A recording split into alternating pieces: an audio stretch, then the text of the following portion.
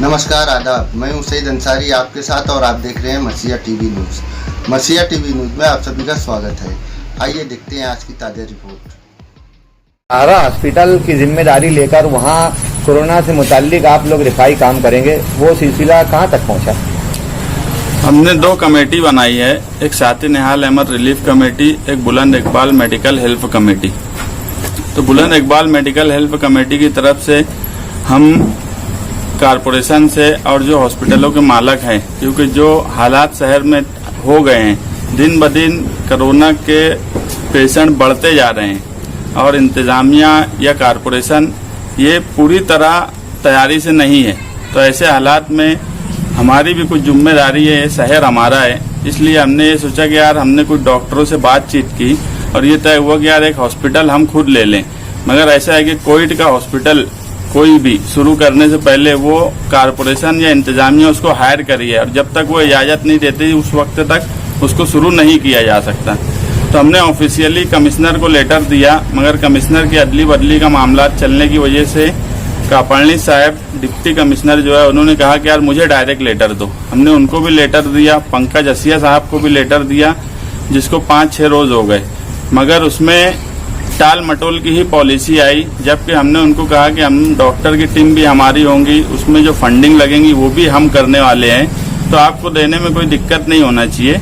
मगर उनकी कुछ दुश्वारियां हैं जो ऑफिशियल तो नहीं बता पा रहे, मगर जब भी वो प्रोसीजर चालू है, हमने लेटर दिया, उन्होंने हमसे कुछ डाटा मांगा डॉक्टरों का, हमने वो डाटा भी उनको दिया, ये डॉक्टर से रहेंगे वहाँ पर। इंतजामिया उससे खुश भी हुई, मगर पूरी तरीके से अभी तक हमको इजाजत नहीं मिली। कल उस ताल्लुक से हमारी फिर मीटिंग है, क्योंकि नए कमिश्नर आने के बाद कल हम शाम में उनसे जब मिले तो उन्होंने कहा कि यार मुझे 2 दिन हुआ है, कुछ काम काज करना है, तो अपने सैटरडे को बैठेंगे, ऐसा उन्होंने कल शाम में कहा। तो उसके ताल्लुक से हम कल बैठने वाले हैं और हमारी यही ख्वाहिश है। और मैं तो ये चाहता हूँ कि शहर की सब पॉलिटिकल पार्टी, जो बड़ी पॉलिटिकल पार्टी है, उन्होंने ऐसे हंगामी हालात में, इमरजेंसी हालात में सबों ने एक हॉस्पिटल गोद लेके खुद से चालू करना चाहिए, ताकि कोई एक दूसरे के काम काज में टांग ना अड़ाए।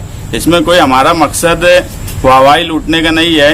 आज मालेगांव शहर हर वक्त बहुत बुरे बुरे हालात से गुजरा, फसाद से गुजरा, बम ब्लास्ट से गुजरा, मगर वो निकल गया। मगर आज जो हालात दिख रहे हैं, मालेगांव शहर ऐसा लगता है कि इसमें बहुत बुरी तरह फंस चुका है, जिसे सबको मिल के निकालना चाहिए। सभी पॉलिटिकल पार्टी के लीडर, सभी लोग अपने अपने तौर पे कम ज्यादा काम कर रहे हैं, मेरा किसी पे इल्जाम नहीं है, मगर मैं चाहता हूं कि कोई अगर काम कर रहा है तो उसके बीच में टांग ना अड़ाई जाए। उल्टा जो काम दूसरे कर रहे हैं, चाहे तो वो खुद भी कर सकते हैं, हमारा तो किसी पे कोई एतराज नहीं है।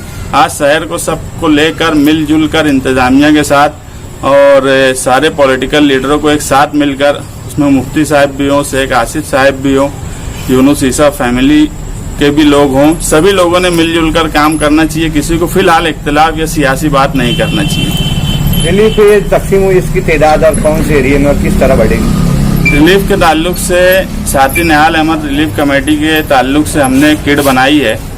पहले इसमें हम गेहूं चावल भी रखने वाले थे, मगर पीले राशन कार्ड पे गेहूं चावल मिल रहा है, उसके बाद केसरी कार्ड भी मिलने की वजह से हमने गेहूं चावल मंगवाया था, मगर हमने उसको रोक दिया।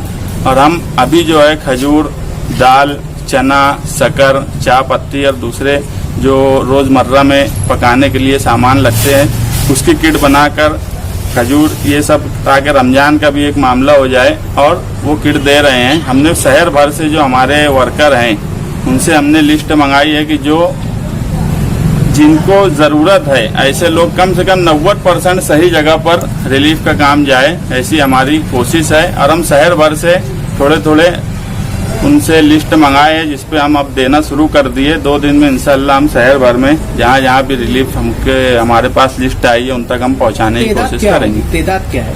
जो हमारे पास आज जो सामान है उससे हमारा अंदाज है कि 4 से 5 हजार की किट हमारी बनेगी, और इसके बाद भी हमारा इरादा है कि जब ये डिस्ट्रीब्यूट हो जाए तो हम आगे भी उसमें कोशिश करेंगे। आज कोरोना वायरस को लेकर शहर में साफ सफाई का निजाम, कचरों को उठाने का